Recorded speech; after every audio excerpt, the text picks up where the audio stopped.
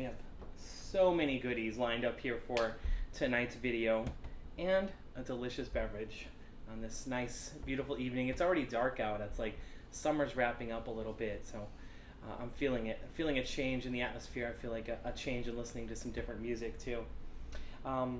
We have a couple things going on at Culture Shock. We've already announced coming up October 20th is going to be the Woodford record crawl. So if you want to find out more details about that, please check our Facebook, and we'll be releasing more details about what that entails, but at least mark your calendar for right now. We are going to get started here, though. We've got everything lined up and ready to go, right?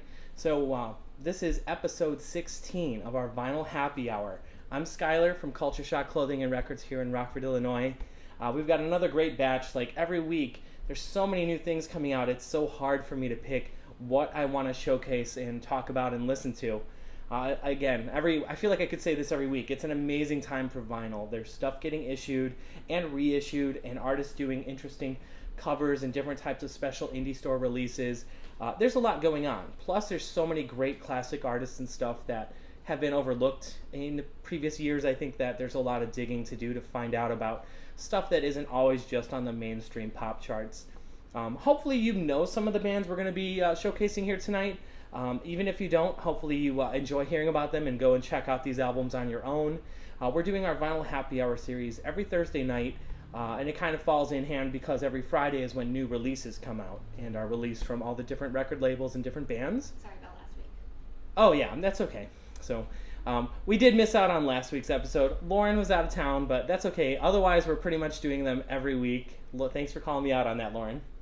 Anyways, but like I was saying, all the new releases come out every Friday, and we just kind of want to help educate you, inform you, and give you a little more detail on what's coming out so you can feel a little more in the loop and in the know about what's going on when you go shopping and support your local record store. So tonight, though, I'm going to start with a little drink. It's a brand new drink for me, which is really cool. And I'll disclose that this was actually provided to us. We got some freebies from our friends at Woodford Reserve via our means of our local restaurant that we love, Lucha Cantina. This is a new drink from Woodford Reserve.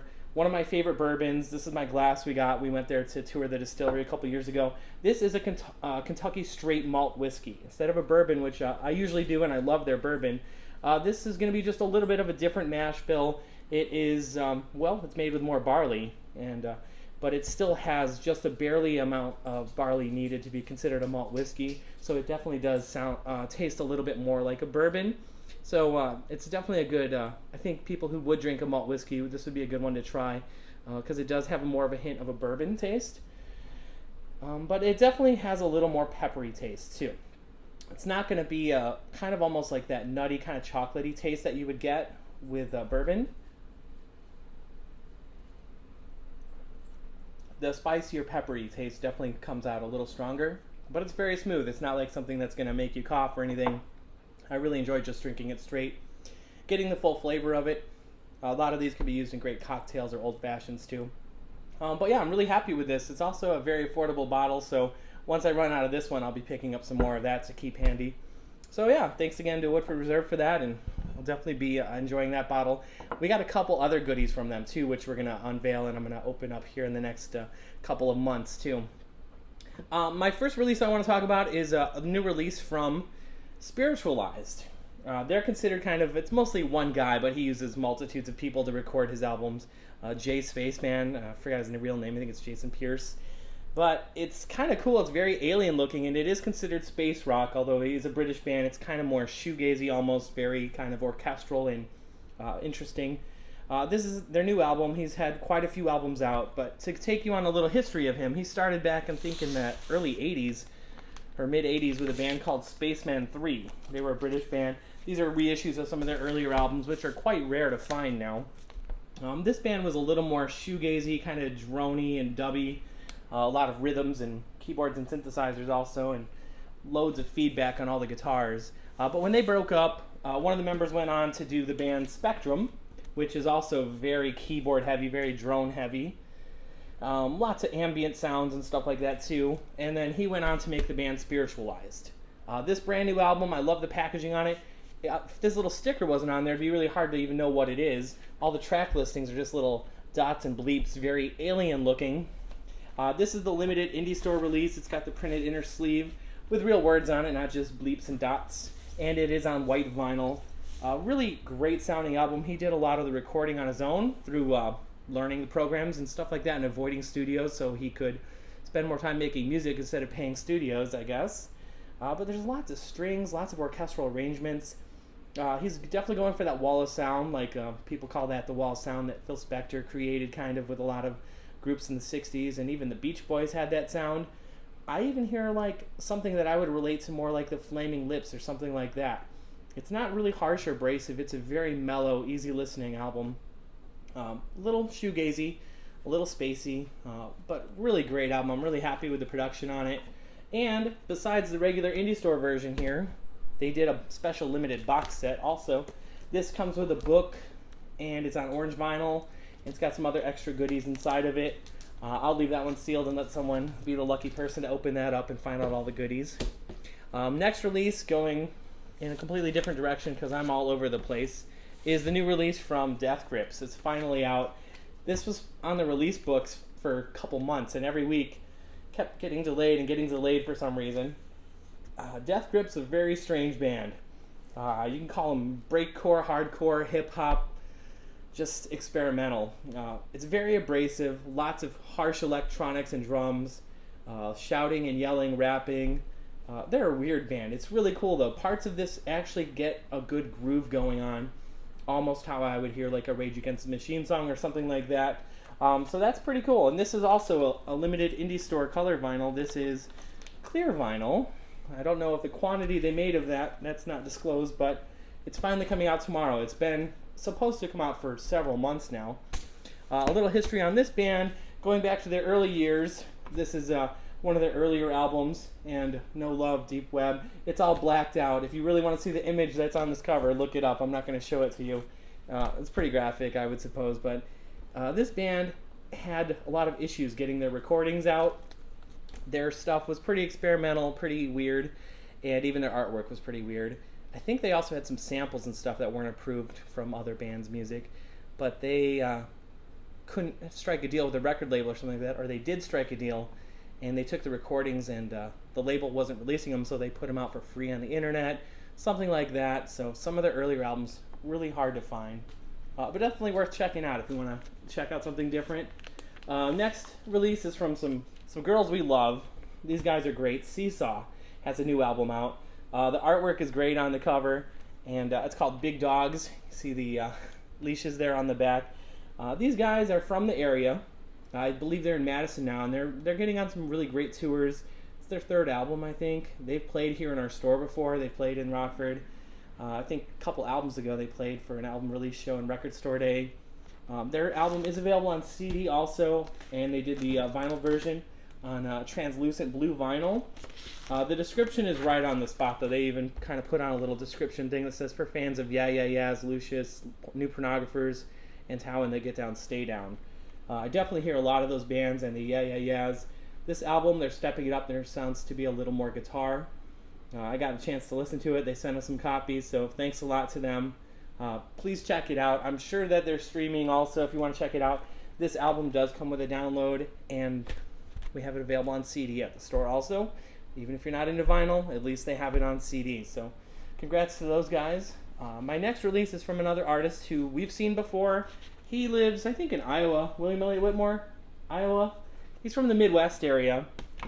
If you haven't heard him before, another great artist worth checking out. Live shows especially. I know he plays around here quite often. This is probably 5 or 6 albums in for him now. His voice is this really great, slow, down low and gritty. He almost sounds like a black Southern preacher or something like that. But he's just a Midwestern guy with this really great bluesy kind of voice. And just usually he just plays guitar and vocals. It's got a really raw sound. This new album is actually interesting. I didn't even know it was coming out, and I saw it came out, and I ordered some for the store just knowing I would like it. This is a covers album, though. It's called Kilanova. It's on the Bloodshot record label. Cool that they have their own little inner sleeve showing off their Chicago area record label. They have a lot of other great bands on theirs too. I forgot who, but Corey Brandon, I don't know. There's a bunch of bands on the Bloodshot label. But this covers album, he does some traditional older country albums and stuff too. He does some Ray Charles, some ZZ Top, some Johnny Cash, Bad Religion, Bill Withers, and then the final track here is Bat Chain Puller from Captain Beefheart. I've talked about him on the show before. He was an alumni and recording artist with Frank Zappa. It makes total sense that William Elliott Whitmore did that song because he has this strange, that gravelly, bluesy, low-down voice, and just the way of playing guitar and stuff is just so cool. So I think it's a really cool covers album. I'm not really against or pro covers albums, so I don't know, how do you feel about covers albums? What's a great covers album? I would love to see what you think is a great covers album in your collection, or just that you have listened to that you like. So it does come with a download also. It's great that a lot of these albums are coming with downloads, so please check those out too. Next up, I'll just mention this briefly. There's something going on called 10 Bands, 1 Cause. This has been happening for a few years now. In September and October every year, 10 different bands release their albums on pink vinyl. It's a mixture of newer and older artists. You can go to 10 Bands, 1 Cause, the website, and see the releases that are going to be coming out. I know there's All American Rejects and Black Moth Super Rainbow and the Rocky Horror Picture Show soundtrack. So over the next few Fridays, we're getting in different releases. They're on pink vinyl. But this is a cancer benefit cause that goes actually to Gilda Radner's cause. It's a New York City cancer charity.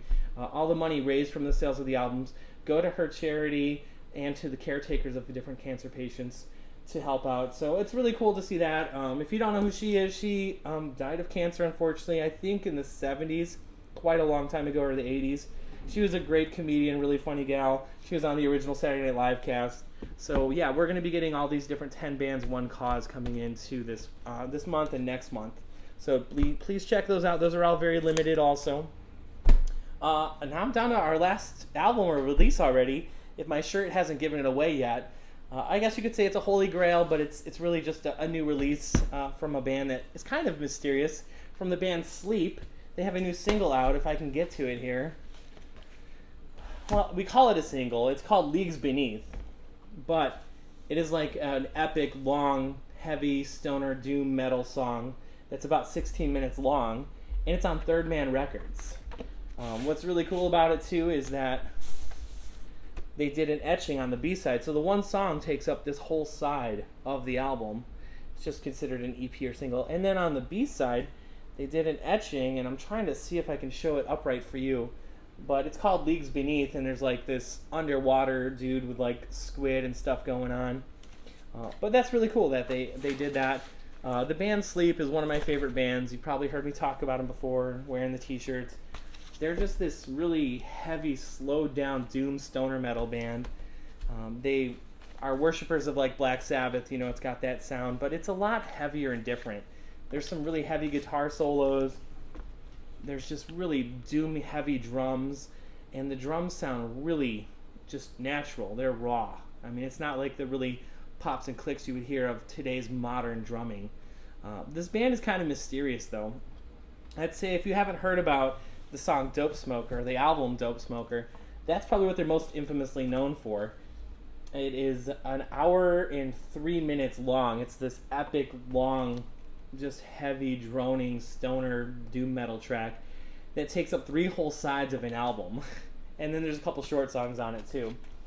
But Sleep's Holy Mountain is their most well-known album. That's their, second album, technically. And I think this came out in 92, 94. Don't quote me on that, I forgot. But it was way before I was into them. I actually just got into the band a few years ago. But this is considered, one of the holy grails of modern doom metal. This is kind of the pioneers that brought back the sound of Sabbath and other early heavy doom bands. And just great music. The vocalist has really kind of chanting, yelling vocals. It's the sound of a band. When you put on an album that's supposed to play at 45 and it sounds like it's playing really slow, you're like, this sounds kind of good, but I think it's at the wrong speed. Well, that's kind of what they sound like, but it sounds really good at that speed. But yeah, definitely worth checking out if you don't know about Sleep. Even though they're kind of well known in the metal community, they're kind of not mainstream or not super well known. They've got great artwork, great albums. The story of after this album had come out, they got a new record contract or something like that, and started writing this Dope Smoker song. It was called Jerusalem, I guess. They kind of went with this Middle Eastern vibe. If you can't tell by just looking at the artwork and some of the other stuff, they really love their weed, I guess. They just love smoking weed. That's like their obsession with throughout all their music. And a couple years after this album, they started writing a song, but it took them years to make this song. And by the time the record label finally said, give us what you've recorded or give us your release, I mean, I think it was like 8 years later or something, the story goes. They were like, this song is over an hour long. We could never do anything with that. Like, that's too long. We're not going to do anything with it. And they just shelved it, I guess. Bootlegs of it surfaced and things like that, and remained in the underground until the Southern Lord record label came out finally and put it out officially. This over an hour long track. It's just great live show, great albums. The band's kind of mysterious, but they've resurfaced lately, and now they're putting out a couple other albums. Just earlier this year, they put out The Sciences, which is also on Third Man Records, which is Jack White from the White Stripes record label. Seems like a strange label for them to be on, but not really. They've done a lot of other things. And their classic album, Holy Mountain's back in print, which is great. So yeah, now their new single is not an hour long, but it is like 16 minutes long. It's definitely worth checking out. Plus, there's some issues from their... the vocalist has another side project that he worked on for years called Ohm, and this one is very more minimal. It's not really that heavy metal, but it's very, drone, rhythmic driven. So yeah, so I'm super happy to see that one of my favorite bands has a new release out. So I just wanted to show that off to you guys, and hopefully you can come check it out. Like I said, every Friday at Culture Shock we're putting out, besides all of our other merchandise and clothing, we have lots of records and all sorts of new releases and used records. And every Thursday we're doing these videos, so if you don't catch them on Facebook or Instagram, you can follow up later. We're going to have them up on YouTube. You can watch high-quality versions of that. And just please be sure to like what we're doing and leave us some comments and let us know what you think about the show. If you're just watching this as a repeat later, just leave an R in the comments so we know that you saw the repeat. But if you have any other suggestions or any other interesting things to add, please do. We'll always be there to check them out. All right, I'm going to finish off some of my Woodford Reserve. So thank you so much. We'll see you next Thursday.